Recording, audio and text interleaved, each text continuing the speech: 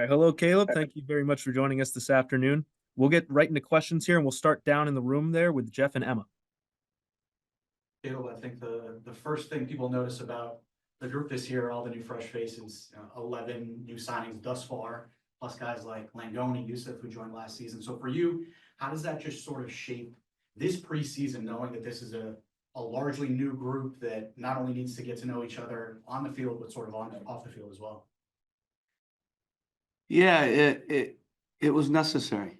The club was very successful in 21 and inconsistent after that. So we felt in our reflection of the overall body of work over those 3 years, 22, end of 23, and then obviously last year, that to some extent it was a little bit the end of a cycle. Every club goes through that, and we felt it was important to refresh the roster, and to bring in some new blood, to enter a new era, and to get players that, no right or wrong, were a little bit more the profile that could play in my game model. Every game model is a little different, and so we chose to bring in a lot of new players. So that's exciting. I love having new energy. I love having new blood. You can feel it, in the first 2 days that, this group is hungry. I felt to some extent the past group had stagnated a little bit. And that happens. You see clubs that go through that same cycle where they succeed, and then, it stagnates. You end the cycle, you reset the group, and you build again. And so we're in that building phase with a new group, and we're going to take it step by step. I'm looking forward to seeing the group come together. One of the significant additions this year to the squad is Leo Campana. So what are you mostly hoping that he brings to the pitch this year? Leo, we're very excited about. He's a true number 9.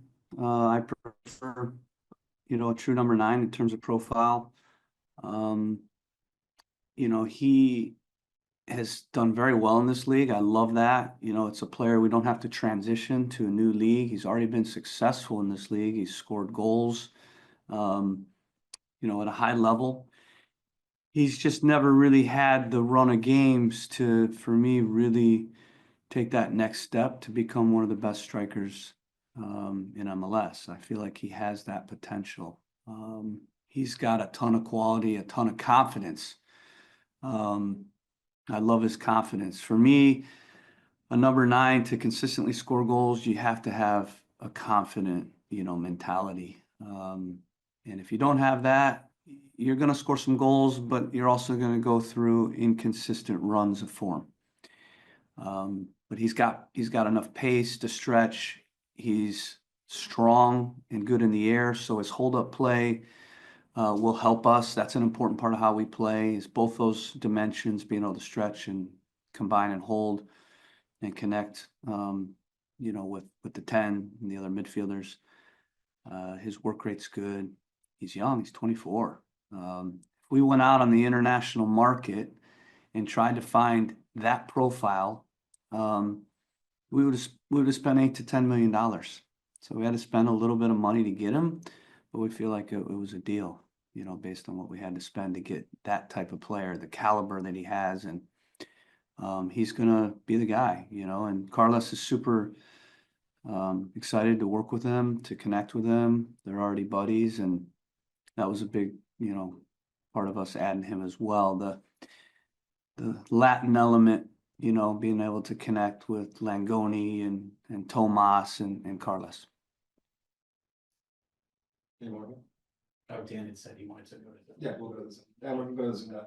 All right, we'll start with the Zoom. First, we'll go to Frank DeLappa. He'll be followed up by Sam Minton. Frank, you're on mute. Good. Hi, Caleb.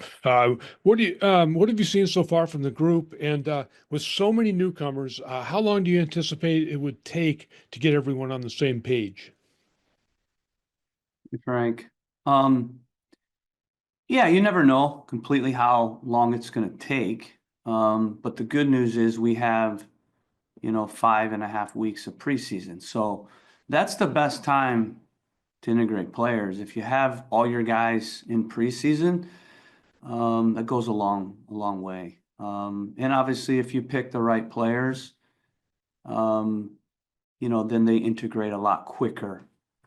If you're developing guys to play the way you want to play, it's not always natural. We feel like every player that we've added, it'll be much more natural for them to, transition and integrate into the way that we want to play because they're already doing those things or they have the qualities and the strengths, to play the way we want to play. But it's all about every day forming the group. And I said that to the team in the very, very first talk I had with them.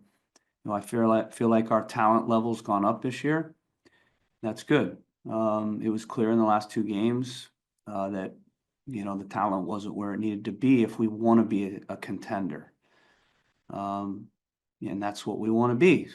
So we decided, based on some of that evidence and reflecting that we didn't just want to be a team that this year gets a little better and we squeak in the playoffs. We want to be a contender. So we chose to put a group together that's hopefully closer to the top teams in the league, and I believe that we are in terms of talent. But talent means nothing unless you can form the group and develop a unity, a cohesiveness, an understanding, and I think that's going to be for sure important for us to be successful this year. Is to have a really tight group. A group that fights, for each other, for the club, for the supporters. We weren't competitive enough consistently last year. Didn't like that. Didn't like, at times, the amount of goals we gave up. So, we need to be more competitive every game. We need to be better defensively. And I think that comes in the form of the unity and the chemistry and the spirit that we have.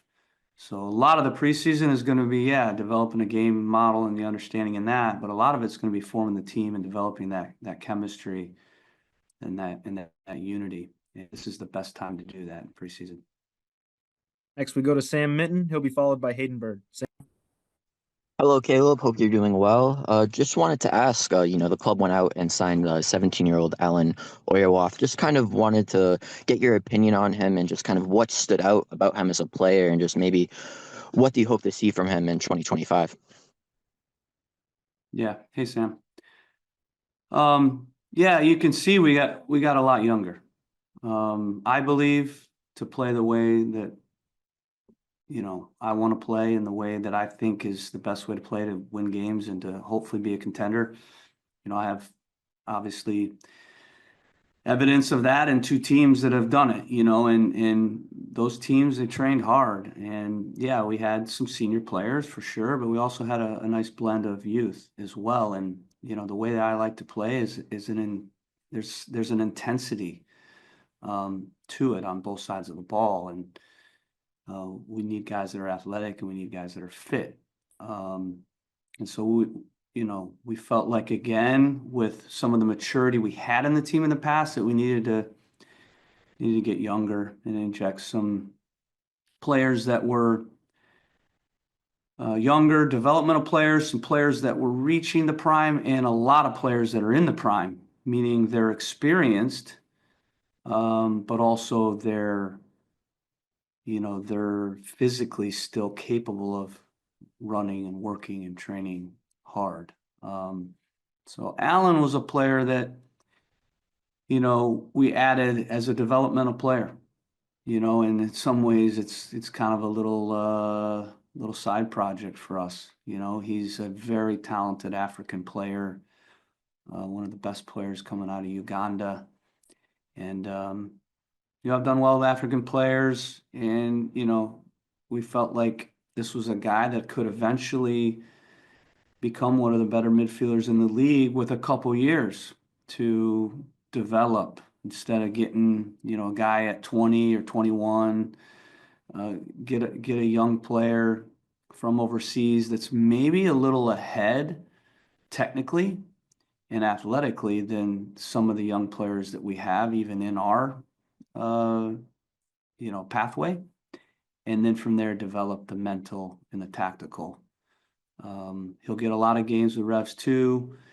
Again, he's young and a bit raw, but can he eventually become a really special kind of player? So that was the thought behind adding him. And who knows, maybe he surprises us and he's ready to play with first team, football and games a little sooner than we think. Next, we go to Hayden Bird. He'll be followed by Seth McCumber. Hayden? Hey, Caleb. So you spoke a little bit about how the new signings and the new faces kind of fit your game model a little more. I was wondering if you could talk a little bit more just about kind of what that is. And I know you've mentioned some of that, but also maybe as it specifically relates to the center back position, because there were a lot of changes there.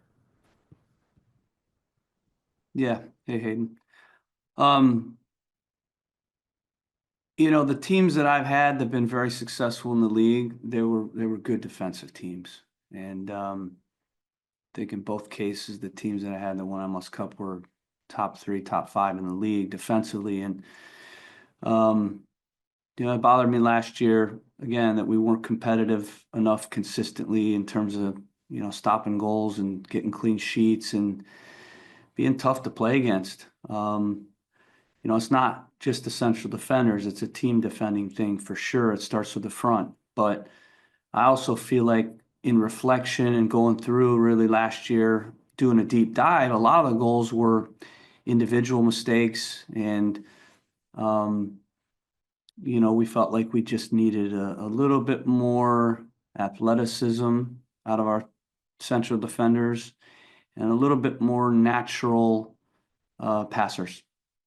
Because our defending ends with the center backs. They need to make plays in the box and at times play with a high line. You look at the DC game as a case in point, that goal, the second goal, should never happen.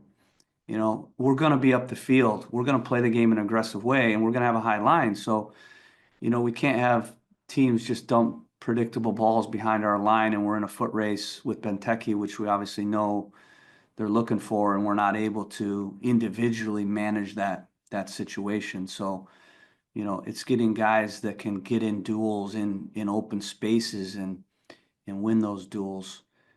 Same thing when we played Columbus. You could kind of see to try disrupt them, you're going to have to be 1v1. I said it after the game, and when we put our central defenders and our defenders at times in 1v1s, it was difficult.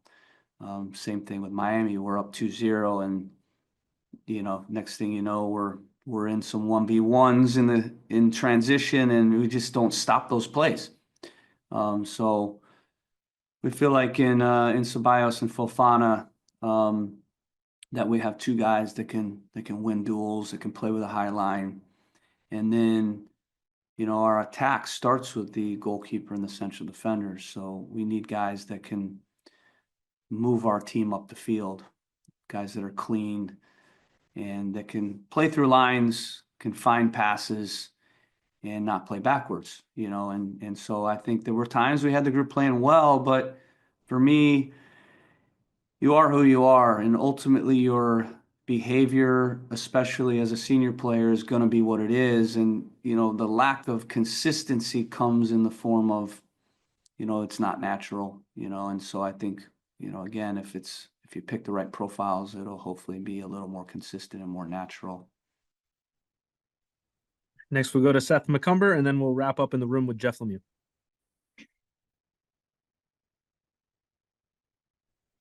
Hi, Coach. Thanks for taking the time. You guys obviously made the trade of Giacomo Veroni, which opens up a designated player slot. You guys now also have the option to switch from a 3v3 with the U22 and the DPs to 2 DPs and 4 U22s. So my question is, have you guys decided which path you're going to go? In either path you go, do you plan on using all of those slots, whether DP or U22s, before the season begins? Yeah. Thanks, Seth. Good seeing you. It's probably a question more for Kurt, but I'm in the room in all these discussions, and what I would say is it's still fluid. We like the flexibility to go either way. Obviously we have a designated player in Tomas Chancalay who will be back in April. So, it makes sense to kind of see how the group comes together and to figure out a path, based on that, So we like the flexibility of where things are at right now. Even with Ganago, who's a very good player, we've got some flexibility there, with regards to the loan and the 6 months that could become a year and even an option to buy, which, if he does really well, there's even flexibility. He could be the third DP. So, it makes sense to kind of, wait and see a little bit, in the early stage of the season before we strategize too much which direction we're going to go. But we want to continue to use every mechanism we have to maximize our roster and our ability to get more and more talented. We've added 11 players to date. We'll probably add a couple more. We're planning to add, 13, so 2 more. And one of those is another U22. So I won't tell you the position at this point because we're still obviously honing in on that, and we want to keep our cards close to our chest until we have the negotiation done. But we'll probably start the year with the 2 and the 4, and we'll have obviously 3 hopefully, and then from there we've got the flexibility to now either add a DP and stay with the 3 and 3 or add the 4th U22. I'll finish, Caleb. I think you mentioned Ganago. We haven't talked too much about him amidst a group of exciting attacking players. What is it that you like about his attacking profile and what he can bring to that group? Yeah, there's kind of 2 guys that I think are going to be surprises, a little sleepers in this group. Obviously, everybody's going to talk about Leo, but Jackson Ewell, I think is going to be a very good soccer player for us. We haven't had that guy that can kind of really dictate the rhythm and tempo in our midfield, and a guy that's going to really connect from our back line into our front guys. And I've watched Jackson a lot of years, and I feel like he's a guy that's very underrated, and I think people would be very surprised just how much soccer this guy has. He's a soccer player and very, very clean and 2-footed, and going to be a real key rhythm guy, for us. And then Ganago, he's a League One player. We're fortunate to get him. And the only reason we're able to get him, honestly, is the last couple of years he's gone through some things in terms of, having an ACL a year ago, which he's fully recovered and back to form and looking really good. But those are things that mean, when you look at obviously recently his numbers and minutes, it's, if he was starting every game and never had that injury and bagging goals, we'd never get him. And then, he also had a personal issue with his daughter passing away. And so he's gone through a lot. That's allowed us to get him. It's also allowed him to kind of want a fresh start a little bit. And he's a big time player. He's a beast physically, strong, fast, and very technical. He's an individual game changer. I love the flexibility of being able to use him up top. That means obviously until Chancalay comes back, we have a little bit of depth up there. If we end up at times going with the 2 front, whether it's a 3-5-2 or a 4-4-2, he can play up there next to Leo, or he can play wide on the left or right. And with Chancalay again not here, us selling, Edgemere, he'll most likely be on the wings if we play a 4-2-3-1 or a 4-3-3. But if Leo has to come out, he can shift up top and play the 9. And again, if we play 2 front, he can play there. We will probably add another depth piece as well up top because, you know, it's going to be some time until Chonkalai comes back. So we don't want to be in a situation where for the next 3 months, if we play a two front, we have nobody to sub in, or if we end up, you know, starting Ganago and Campagna, we don't have, again, a number 9 to come in. So there'll be an announcement next couple of days with a depth piece.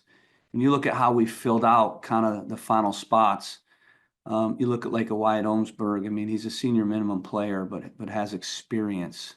Might not be the sexiest sign in the world, but he's going to be a great depth piece for us. It means we're just a little bit, you know, more covered with a guy. And again, he's a senior minimum spot, so it's a huge value. You know, so you got to fill out your depth, you know, pieces as well. And then the striker signing will also be in that category as well. And you'll see he's a very experienced striker that can, if we play two, can sub in. If we start with Ganago, you know, and Leo Campagna, this player can sub in at the 9. You know, and so we'll announce that in the next